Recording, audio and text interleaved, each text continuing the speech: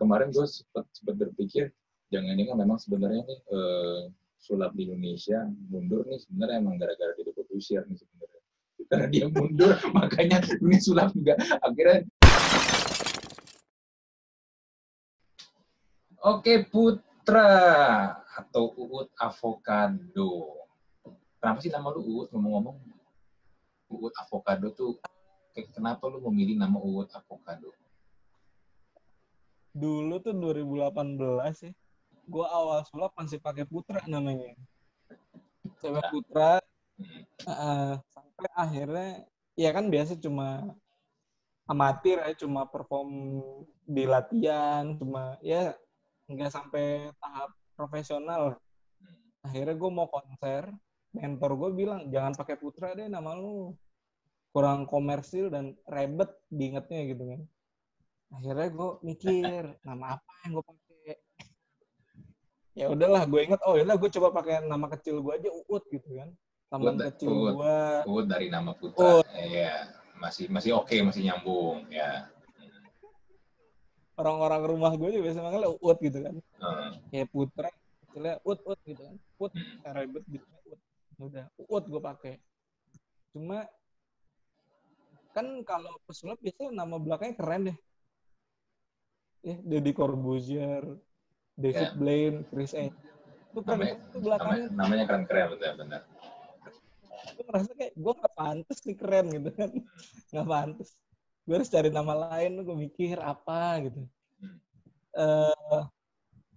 Berhubung, jadi gini, di sulap itu kalau show, kita namanya bawain rutin, bukan bawain trik. Karena kalau trik kan biasanya satu. Kalau satu rutin itu tuh biasanya ada, bisa isinya satu trik, dua trik, pokoknya satu rutin namanya. Rutin itu tulisnya gimana? RUTIN atau rutin bahasa Inggris itu gimana? Rutin bahasa Inggris. Oh, oke, rutin. Satu rutin tuh bisa banyak trik lah. Pokoknya sekali show itu bisa dihitung satu rutin. Kalau acara mungkin satu segmen tuh satu rutin berarti. Ya, satu segmen lah ya. Kalau di sulap namanya satu rutin. Rutin gue kan kebanyakan soal JKT48 ya. Karena gue juga suka gitu. Terus gue inget JKT48 tuh pernah bilang gue kata alpukat dulu. Tunggu. Lu berarti lu kenal sama personil JKT48? Atau lu memang wota? Terus sendiri sebagai seorang wota? Atau gimana nih? Jadi kalau di JKT48 itu namanya bukan wota, tapi fans JKT. Fans JKT. Terus kenapa? Nih. Gue karena gue udah lama nganggur di Jepangan nih ya. Kenapa mereka disebutnya wota? Kalau itu gue nggak tahu ya. Mungkin karena di luar juga orang manggil fansnya idol grup itu wota gitu. Terus kesini jadi ke bawah ikutan. Iya. Kayak lu suka AKB atau idol grup lain atau nggak tahu lah gue sejarahnya dari mana. Gue juga nggak terlalu ikutin, tapi yang pasti ya gue sukanya JKT48 sama EST48 grup itulah. Jadi wota ini khusus untuk yang demen apa grup girl band Jepang gitu ya. Kayaknya gitu. Karena setahu gue kalau si JKT sendiri sempat bilang kita tuh punyanya namanya fans JKT48 gitu. Fans JKT48. Di inilah bahasa ke publiknya tuh kayak gitu. Oke. Gitu. Terus gara-gara JKT48 lu pakai avocado. Iya, karena dulu rambut gue hijau kayak gini. Ini kelihatan nggak sih hijau? Apa kelihatan kuning doang? Lu lebih kelihatan kayak super saiyan sih di situ. Iya, gara-gara itu. Gue pakai lah jadi namanya. Oke, berarti itu lu akhirnya memilih nama nama on stage lu, nama panggung lu Uut Avocado. Ya, Uut Avocado. Jadi dan nempel sampai sekarang dan orang lebih inget gue gitu. Uut lebih mudah diucapkan gitu. Terus avocado, ya sulap mana pakai nama buah-buahan gitu. Terus gue bikin logo kayak gini, warnanya kuning gini, ganggu banget jadi udahlah inget gitu. Lu gini, ngomong sulap, kenapa sih sulap? Kenapa lu memilih sulap? Kenapa gue memilih sulap? satu basic banget, dasar banget sebenarnya adalah hobi ya. Oke, lu memang hobi dan lu memang suka sama sulap. Oke. Dari kecil SMP tuh kerja gue nongkrong di toko sulap. Nongkrong di toko sulap. Walaupun gak beli, gue duduk aja di toko sulap nonton, ngeliatin mereka. Ngomong-ngomong toko sulap, gue gini, jujur aja gue jarang banget ngeliat ada toko sulap ya. Emang ada toko sulap di Jakarta di mana? Ada. Ke Mangga 2 sana banyak. Mangga 2. Rumah gue deket Mangga 2 sih. Mangga 2 mana? ITC Mangga 2, iya. ITC Mangga 2. Oh, ada. Ya. Ada. ITC ada. Sorry. Mangga 2 Square ya namanya tuh, yang ada hotel segala tuh, yang panjang banget mallnya. Iya, Mangga 2 Square. Ah, di situ banyak tuh. Oh, di situ banyak. Oh, akhirnya lu sering nongkrong di sono? Enggak. Dulu di Sleepy Jaya tuh ada tuh. Oh, Sleepy Jaya. Ya, rumah lu di Palmerah ya, ke Sleepy dekat. Oh. Di situ setiap weekend SMP tuh kayak gitu. Gue liat, kayaknya trik ini bagus nih kan. Gue kumpulin duit, gue beli. Karena apa ya? Menarik aja gitu, lu melihat bisa melakukan sesuatu yang orang lain nggak bisa. Terus lu belajar sendiri? Iya, belajar sendiri. Sempat ikut ada sekolah sulap, cuma karena mahal gue ikut free trialnya doang. Terus gue ikut komunitas.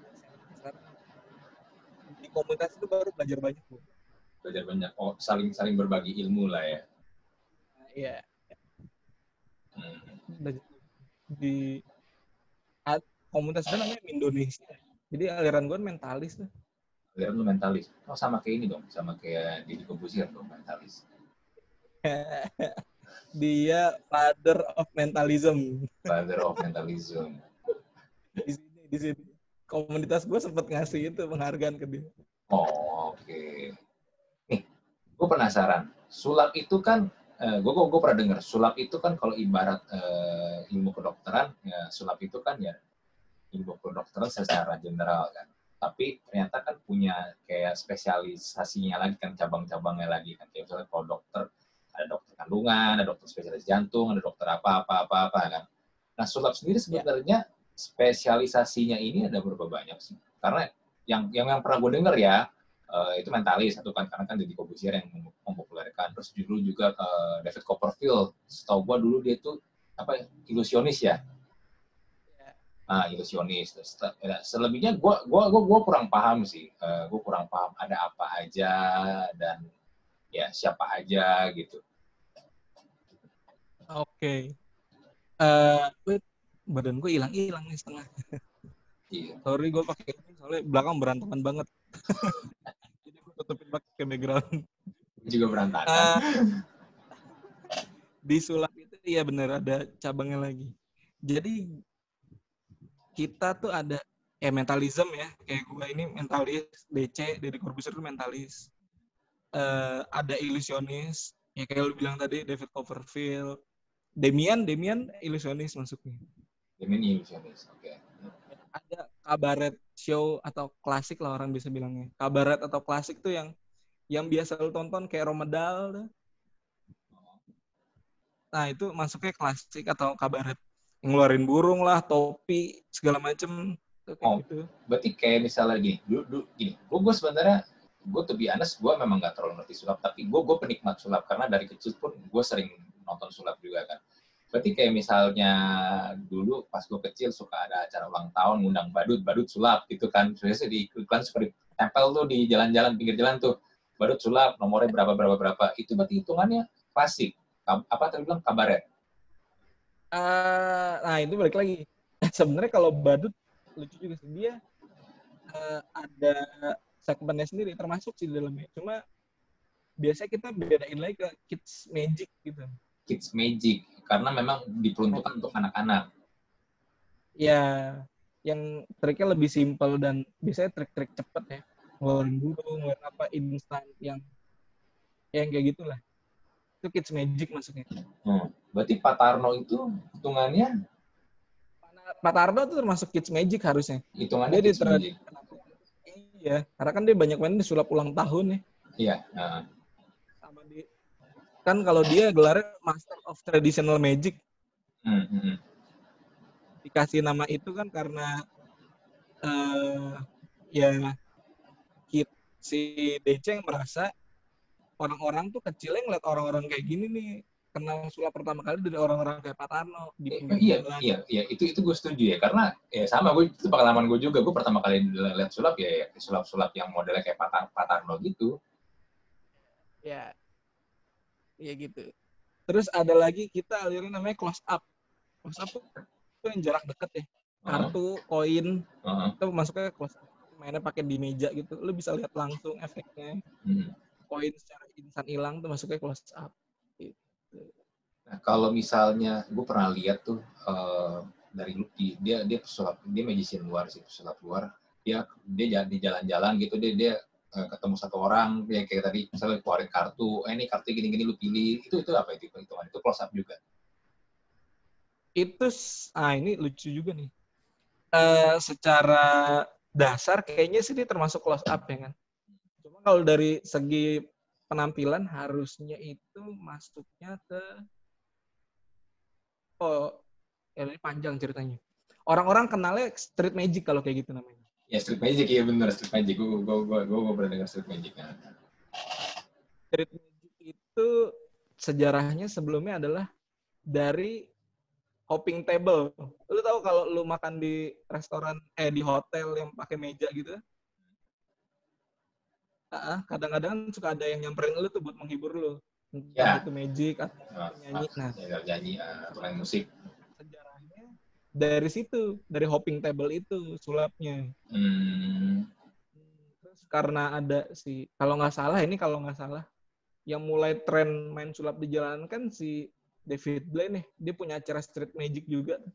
Makanya orang-orang mulai ngikutin kayak gitu dan menamakannya itu aliran baru street magic. Sebenarnya menurut gue sama aja sih, mau dimanapun tetap sulap gitu. Iya. Itu tinggal pintar-pintarnya mereka nge-branding aja sih ya.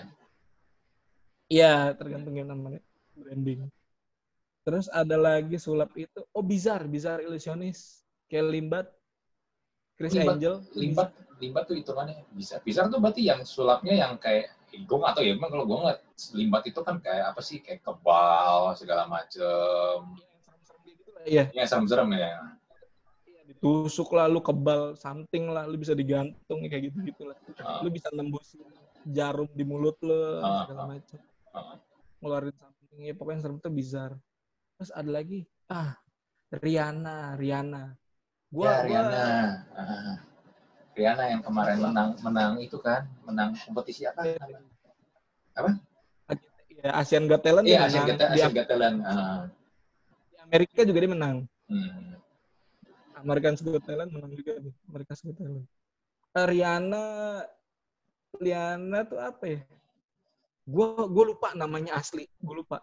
Tapi dia lebih kayak ada mistiknya, ada seremnya, ada ilusinya juga. Ada namanya, cuma gue lupa asli, bego banget gue. Lupa gue. Tapi ada genrenya sendiri kayak Rihanna itu.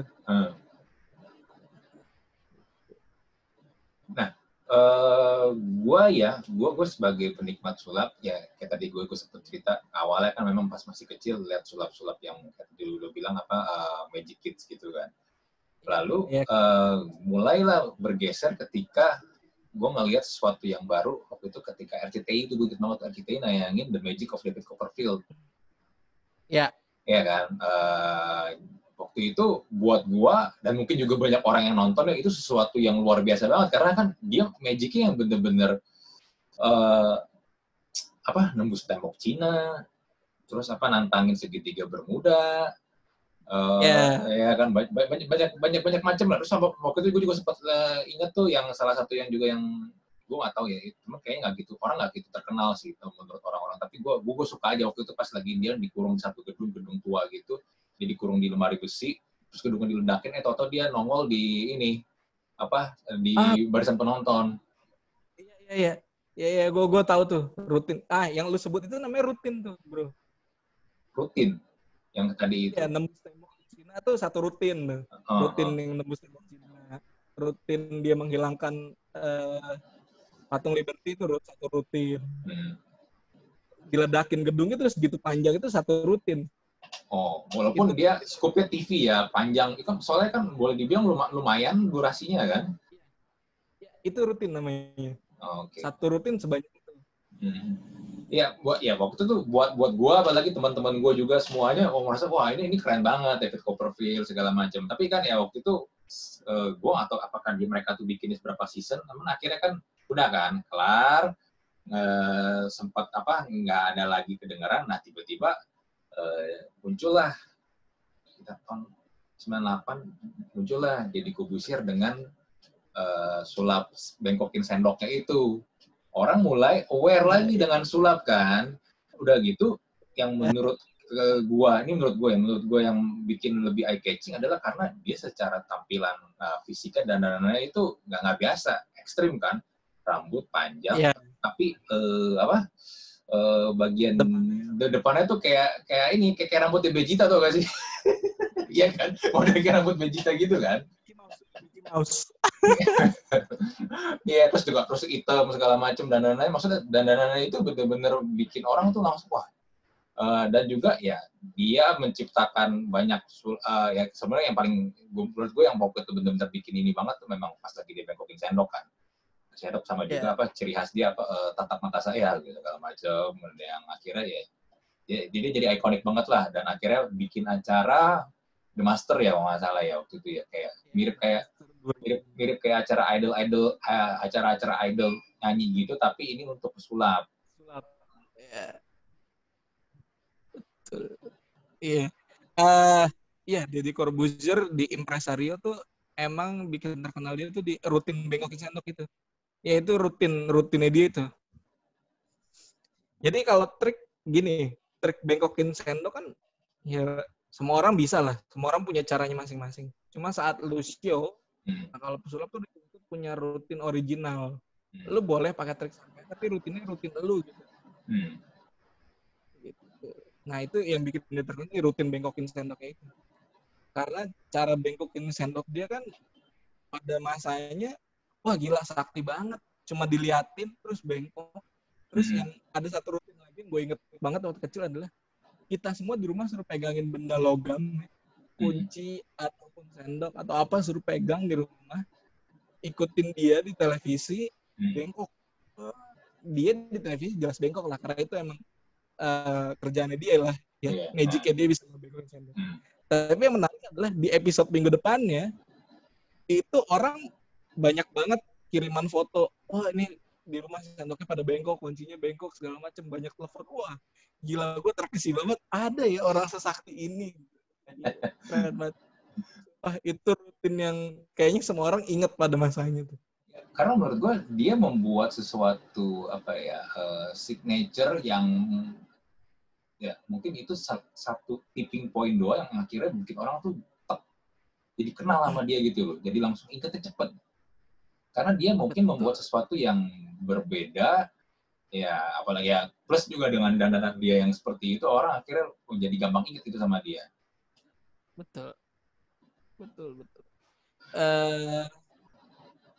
Kalau gue pernah denger dia ngomong di lecture dia tuh, dia pernah bilang, lu harus melakukan sesuatu yang touching ke penonton. Penonton lu bisa relate.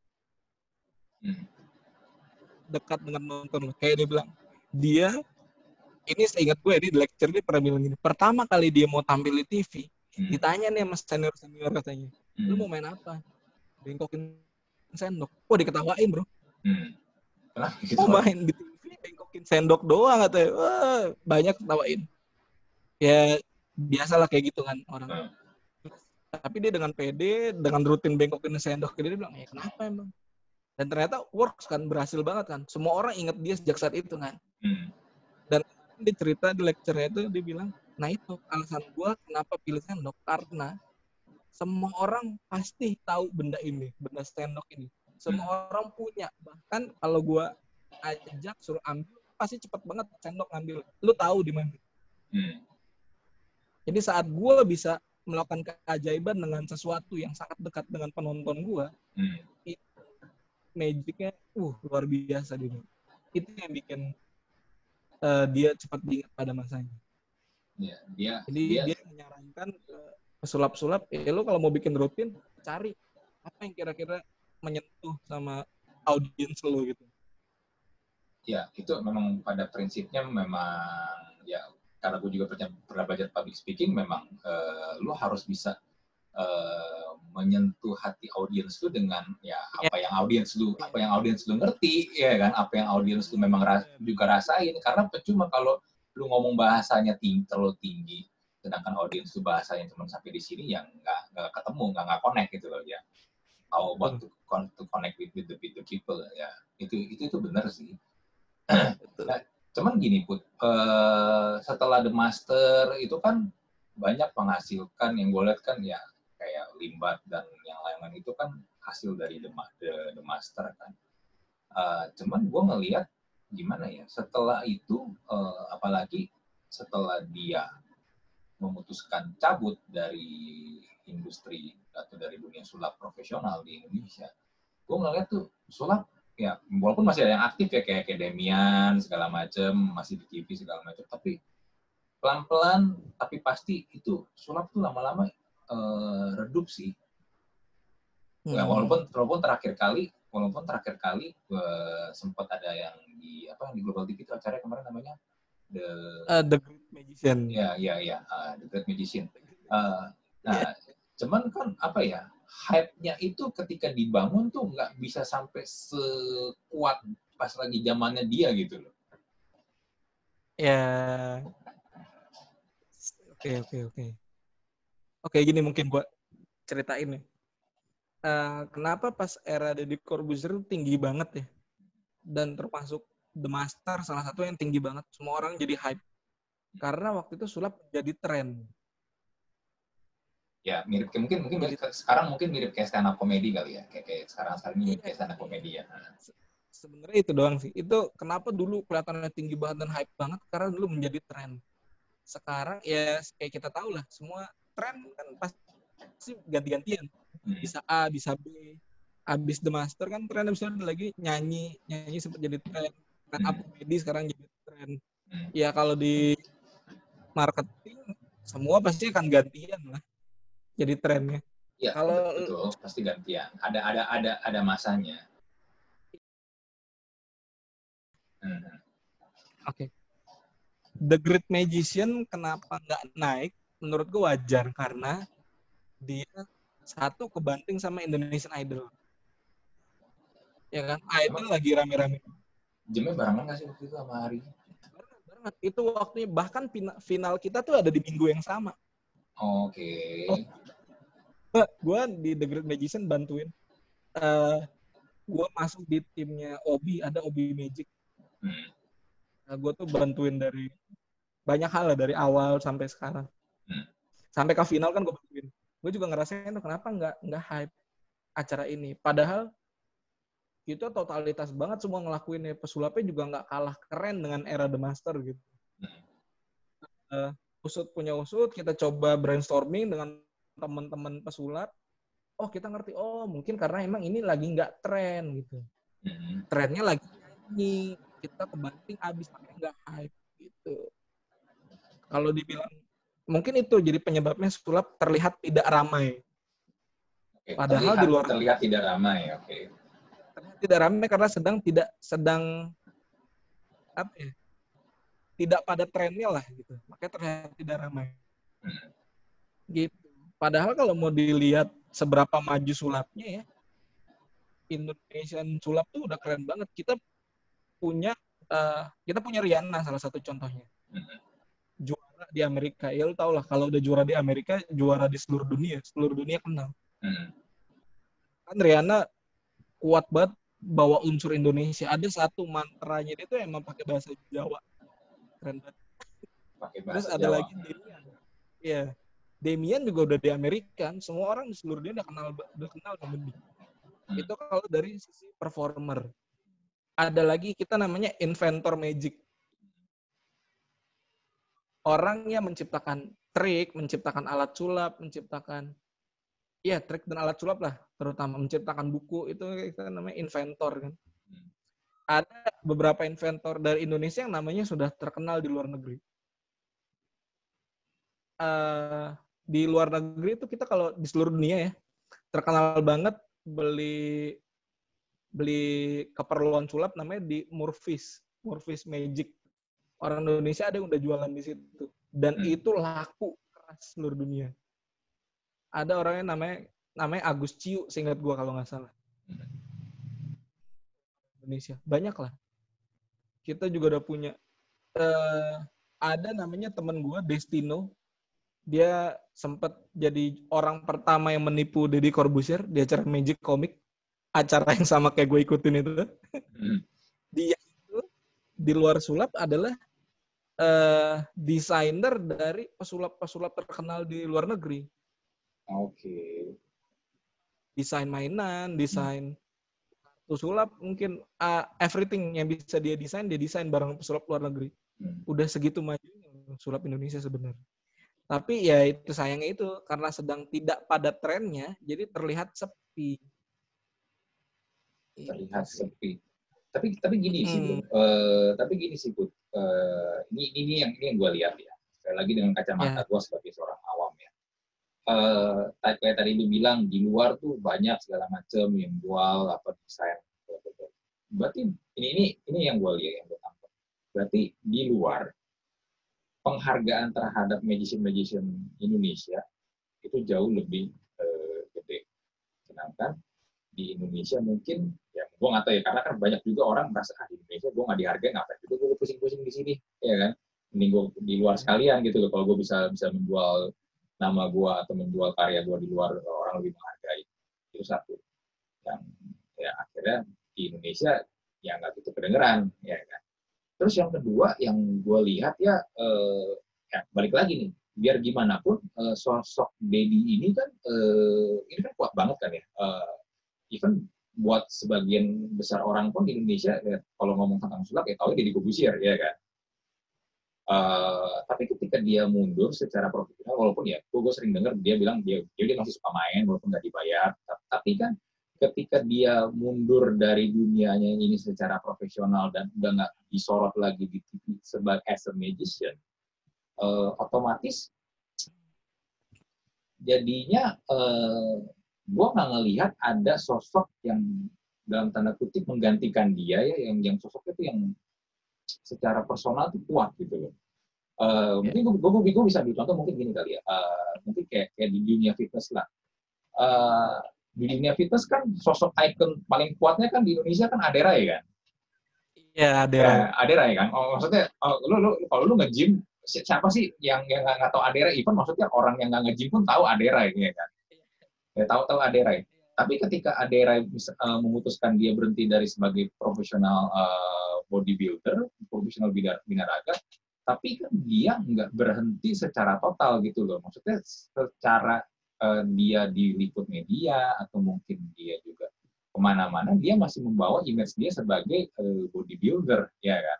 Dan dia juga dia juga bikin tempat gym segala macam, dia masih keliling di mana-mana, dia juga masih kasih apa kayak misalnya ya entah itu seminar atau apa tentang kesehatan, tentang bagaimana cara membentuk badan segala macam. Maksudnya orang masih ingat sama dia gitu loh sebagai bodybuilder. Sedangkan sosok Deddy sekarang ini kan kalau gue lihat bukan lagi dikenal sebagai seorang magician kan.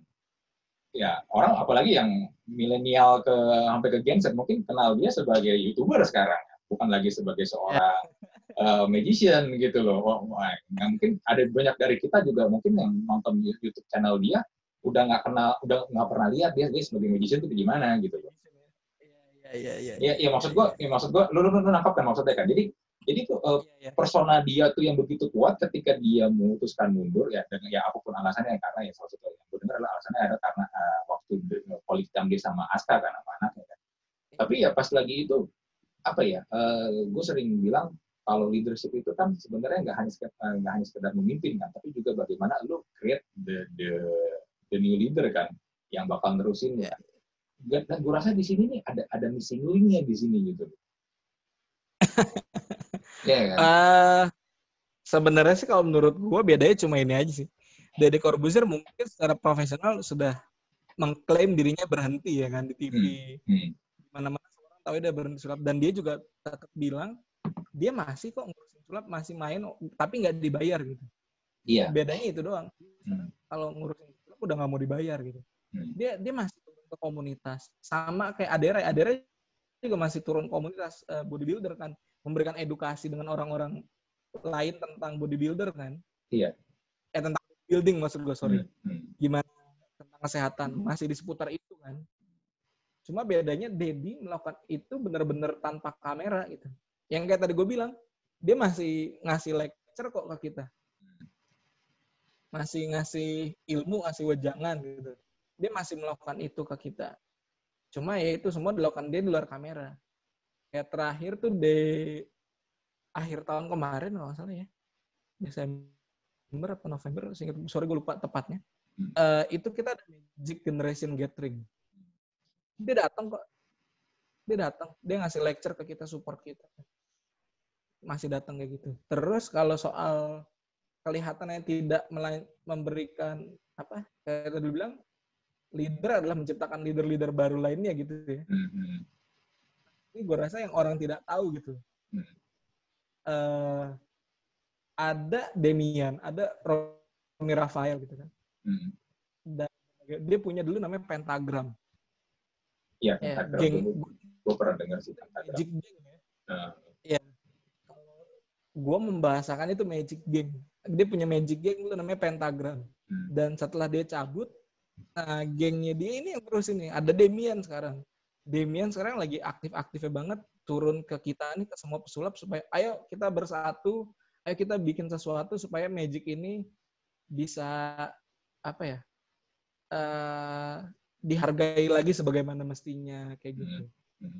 Terjadi. Cuma mungkin bedanya memang kalau bisa dibilang adalah ya ini sebuah proses gitu. Prosesnya belum selesai. Masih dalam perjalanan. Tapi pandangan gua saat ini Demian masih cukup menonjol di kalangan kita sebagai orang yang mau turun ke bawah untuk ngasih ilmunya, sharing. Sekarang tuh dia lagi rajin-rajinnya video call dengan pesulap luar negeri buat sharing, terus di live di YouTube, dan kita belajar nih bareng-bareng dari dia. Menurut gue itu udah salah satu kontribusi yang oke sih. Oke, berarti, ada lah. Jadi berarti sekarang boleh dibilang tugas untuk quote-unquote ngelit-nya itu sekarang ada di Demian. Bolanya ada di Demian ya sekarang. Iya, ya mungkin bisa dibilang kayak gitu. Cuma lagi-lagi nggak tahu ya, kita sih tidak merasa ini sebuah tugas atau apa, cuma sosoknya mungkin yang lagi disorot memang Demian, karena Demian saat ini lagi aktif-aktifnya ngebantu kita ini pesulap-pesulap lain untuk belajar lebih gitu. Karena kan sorry ya nih, setahu gue tuh pesulap tuh ngeluhinnya kita nggak punya source nih buat belajar, kita bingung kita harus ke siapa gitu. Karena ya menurut gue itu karena merekanya aja yang nggak tahu arahnya kemana. Dan gue rasa Demian nangkep ini, terus dia bikin tuh sharing dengan si pesulap luar negeri di live di YouTube dia, orang boleh nanya, Demian bacain pertanyaannya. Ya kayak kita beneran belajar lah. Dia yang bawain pengajarnya lah, kasarnya seperti itu. Masih berlanjut. Makanya kemarin gue sempat berpikir jangan ini kan memang sebenarnya nih sulap di Indonesia mundur nih sebenarnya emang gara-gara dia diusir nih sebenarnya. Karena dia mundur makanya dunia sulap juga akhirnya ya gimana sih ya, ibaratnya kayak misalnya lu lagi sedang jalan, lagi sedang ya berlayar, terus tiba-tiba kapten kapal lu turun hilang. Nakodalu pergi, udah lu ini ya urus sendiri ya, gue pensiun, urus sendiri kapalnya gitu loh. Iya, kelihatannya memang kayak gitu ya. Ya karena ya gue kan nggak tahu kan apa yang ada di balik itu kan. Tapi gini sih, ya mungkin karena yang tadi lu bilang Dedi udah nggak ini lagi secara profesional, jadi dia pun juga nggak terlalu kena sorot kamera.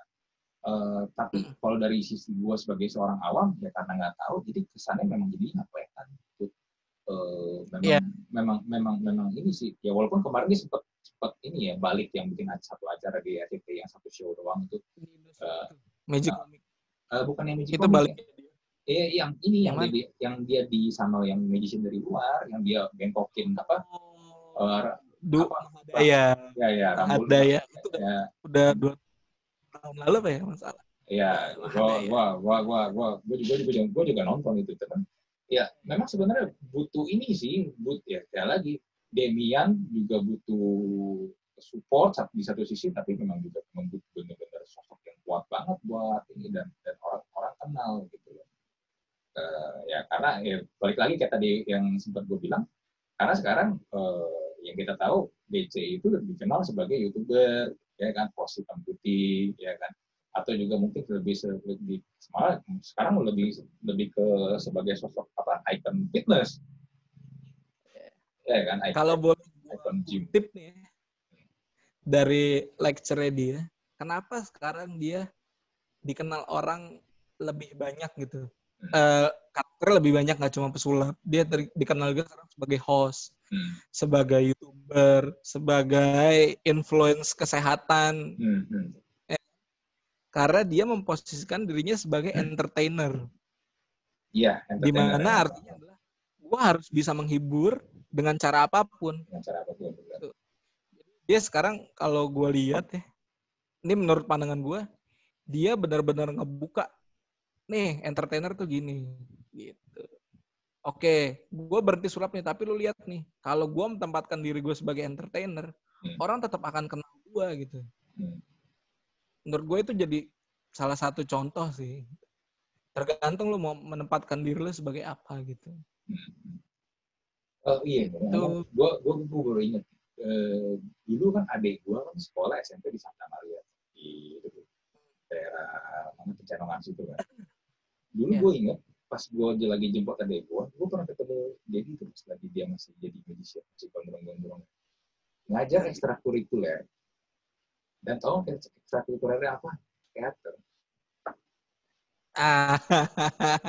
Mungkin, ya, makanya gue juga baru ingat mungkin makanya kenapa dia bikin show Magic itu memang lebih kayak semacam show nih, kayak pertunjukan, ada kayak flow-nya, ada cerita yang nggak cuma hanya sekedar oh nih gue bisa ini nih ngerubah kartu atau ngerubah ini jadi kelinci atau jadi burung merpati lagi. Jadi kan kayak lu ngeliat suatu pertunjukan kayak bener-bener ada ceritanya kan, ada seni perannya kan. Ya, mungkin bisa jadi karena dia punya basic ilmunya di situ juga. Karena gue juga bingung gitu. Dia pesulap ngapain ngajar teater, tapi ada gue bilang dia ngajar teater. Karena dia dulu alumni, dia juga alumni Santa Maria Juanda situ. Kalau menurut pendapat gue sih ya, sebenarnya mungkin karena yang lu lihat cuma Deddy Corbuzier yang sulapnya terlihat punya konsep teater. Oh, satu lagi yang gue tadi lupa sebut, ada di sulap kita namanya atlet. Jadi gini, apa gue belum bahas ya? Sebentar. Kayaknya gue belum, dan gue bahas aja deh. Jadi di sulap tuh kita ada pembagiannya, ada yang kayak tadi bilang ada performer, ya performer, Corbuzier segala macam, Demian performer, ada lagi inventor yang tadi gue sebutin, ada namanya Agus Ciu, itu inventor, ada lagi konsultan, orang-orang di balik layar pesulap. Jadi pesulap tuh nggak pernah kerja sendirian. Iya, yang gue tahu memang as a team lah ya. Iya, ada konsultan Magic, ada lagi satu itu namanya atlet sulap. Atletnya. Jadi dia memang sulap untuk turnamen, ada turnamen sulap dunia. Oke. Jadi memang dia emang untuk kompetisi. Ini iya, si atlet ini memang jarang keluar dan jarang orang tahu gitu. Bahkan kalau lo ketemu di jalan, lo nggak tahu dia tuh sebenarnya atlet sulap yang udah juara seluruh dunia gitu. Nah, kalau yang atlet-atlet ini ada juga tuh yang konsepnya kayak teater, kayak apa.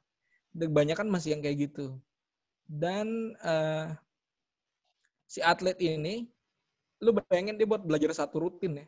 Kayak misalnya cuma munculin burung doang, atau munculin kupu-kupu doang, itu belajarnya bisa tahunan.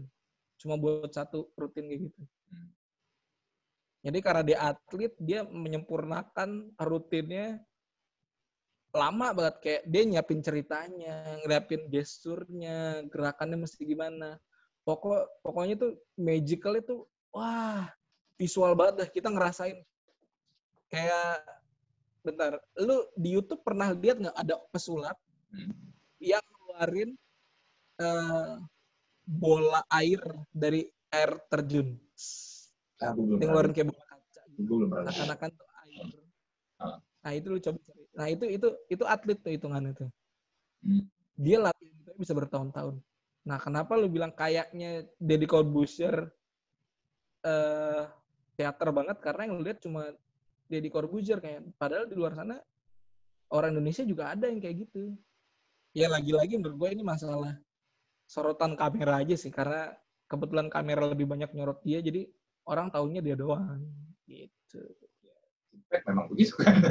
lu tanya orang di luar pun juga mereka mungkin akan menjawab dengan jawaban yang kurang lebih sama kayak gue.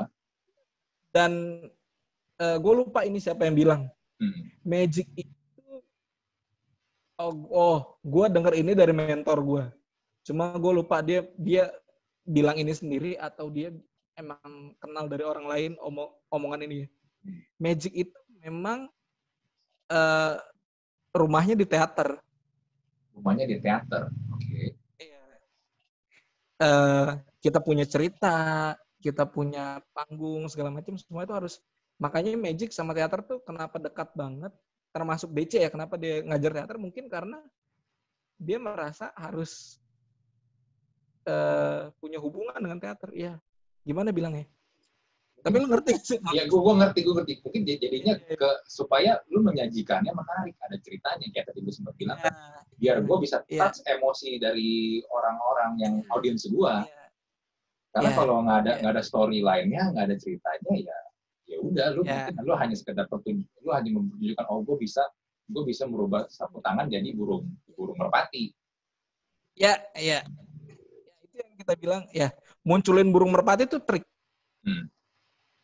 Tapi saat lu mempertunjukkan cara lu memunculkan burung merpati, whatever it's need lah ya, ada lu mesti pakai gerakan gimana, lu mesti pakai cerita gimana, lampunya kayak gimana, atau gimana pun yang lu bentuk, itu namanya lu membentuk sebuah rutin. Jadi saat lu sajikan ke penonton, itu namanya satu rutin. Kalau di teater namanya satu act. Ya, satu act. Satu babak ya. Satu babak itulah. Gitu. Oke, Put. Jadi kelanjutannya sekarang ya tadi lu sempat cerita dengan segala Demian juga sedang lagi turun banyak, dan lu juga di komunitas sulap dan teman-teman lu juga sedang pengen juga supaya membangkitkan, memperkenalkan sulap lagi ke Indonesia. Ya sekarang dengan kondisi COVID-19 ini yang kita juga susah keluar, gue yakin mau show pun juga jadi susah kan, karena kan dengan show itu kan ngumpulin orang kan. Ya kan, karena lo mau bikin pertunjukan stage segala macam itu kan lo ngumpulin orang kan. Ya walaupun gue tahu juga bisa online, tapi feel-nya pasti beda lah. Rencana kedepannya gimana? Karena gue yakin nggak cuma lu doang ya, karena semua industri, semua bisnis di dunia ngerasain impact-nya sih. Oke.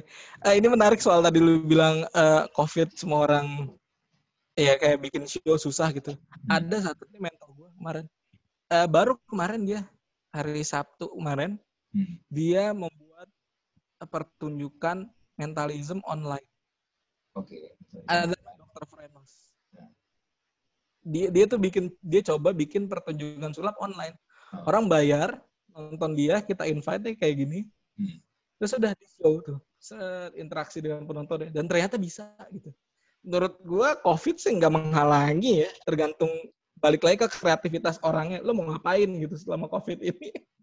Dan kalau pesulap sudah dibuktikan, bisa kok show online gitu. Ya nggak tahu, mungkin karena ini mentalism, nggak tahu aliran magic lainnya. Tapi menurut gue tergantung gimana kreativitas lo memanfaatkannya. Oke, jadi nggak patah arang ya. Apa? Nggak patah arang ya. Nggak patah arang, ada aja jalannya. Ada aja jalan. Ya karena gue juga sempat ngobrol juga sama yang lain, kondisi kayak begini nggak tahu sampai kapan. Iya benar. Kondisi kayak gini nggak tahu sampai kapan, bisa jadi sampai obatnya atau vaksinnya baru ditemukan, mungkin baru akan bisa berubah. nggak tahu sampai kapan. Gitu. Nggak tahu sampai kapan. Sih cepat berakhir. Iya, semoga cepet udahan ya. Supaya bisa balik normal lagi. Udah kangen banget gue ketemu orang. Iya. Ada beberapa. Banyak hal yang sebenarnya harus dilakukan di luar ya, jadi nggak bisa dilakukan di luar. Iya. Aduh. Iya. Oke, Put, thank you banget insight-nya. Gue jadi ya, gue lumayan dapat pencerahan tentang dunia dan industri sulap di Indonesia dan kalian mau ngapain segala macam. Ya mudah-mudahan sih, kalau dari gue sih mudah-mudahan sih bisa ini lagi ya, bisa bangkit lagi, bisa nongol lagi, ya bisa hype lagi lah. At least sih buat gue ya. At least kayak pas lagi zaman-zamannya The Master lah. Menurut gue sih itu seru sih. Oke. I'll show you something. Ini gue. Ntar gue ganti kameranya dulu ya. Set. Belum gue connect. Sorry.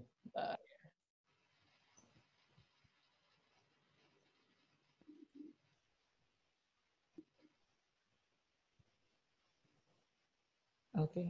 Sudah adakah gue? Belum. Itu masih logo lu tuh. Masih avocado doang ya? Masih logo turun. Avocado. Oh, ini masih muka gue. Set. Apakah ada? Oh, sorry. Mungkin gini. Sih. Terlihat sesuatu di situ? Iya, ada kartu ya? Iya, jadi gini. Kayak tadi gue bilang. Rutin gue tuh akan berhubungan dengan semua soal JKT48. Oke. Gua kartunya gambar-gambar foto JKT48 semua. Gue suka banget dengan JKT48. Bahkan gue hafal hampir seluruh nama membernya. Tapi kan ganti-ganti mulu, Put. Betul. Saking cintanya gue hampir hafal semuanya. Jadi biarpun ada yang diganti, ada yang keluar, ada yang masuk, tuh tetap tahu namanya. Iya. Gue masih ngikutin sampai kayak gitu. Kayak ini kita lihat. Ini ada namanya Gaby. Oke, Gaby.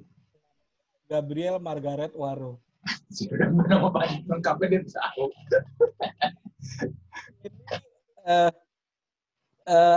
Kapten dari tim J. Jadi JKT ada tim J, tim K, sama tim T. JKT tuh ya. Tim J, tim K. Ini kaptennya tim J, namanya Gaby.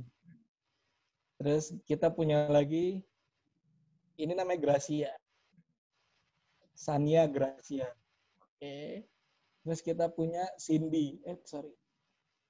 Cindy ini nama panjangnya Cindy Hapsari Pujiantoro Putri kalau nggak salah. Sampai apa? Begitu sukanya gue JKT, gue bahkan hafal nama panjangnya. Ini Cindy. Dan ini kita punya Julie.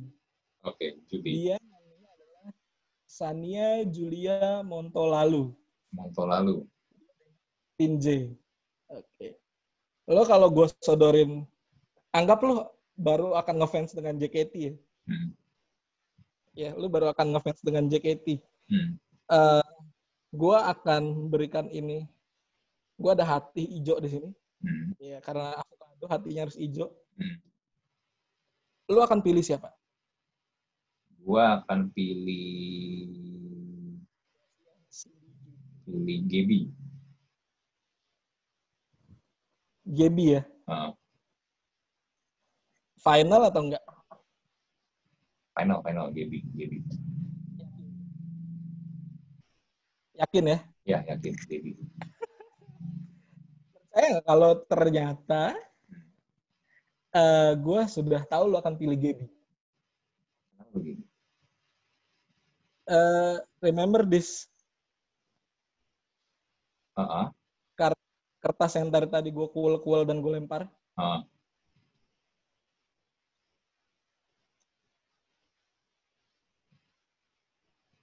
Gaby.